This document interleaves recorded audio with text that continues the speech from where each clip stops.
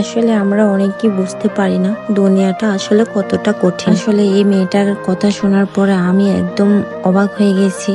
একটা ছেলেকে ভালোবেসে সে কতটা খারাপ পর্যায়ে চলে গেলে এরকম কাজ করতে পারে। আমরা যারা ভালো আছি আমরা সবাই আলহামদুলিল্লাহ বলি, কারণ এই মেয়েটার কথাগুলো শুনে আমি একদম ভাষা হারিয়ে ফেলছিলাম যে কিভাবে এই মেয়েটাকে সান্ত্বনা দেব আমি নিজে ভাবতে পারছিলাম না। 50-60টারও বেশি ছড়াই দেব ঈদের পরে। সত্যি কথা, আমাকে 2 বছরে কিছুই দিন, ওই জন্য আরো ছড়াই দেব নেশা করে বলে। তাই আগে জানতে না নেশা করে?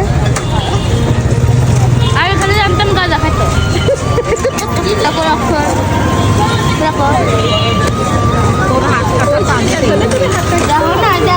তোমরা এর মুখ থেকে শুনলে এ কতটা জঘন্যভাবে ঠকে গেছে। তো সবাই ভালো থাকবেন, আল্লাহ হাফেজ।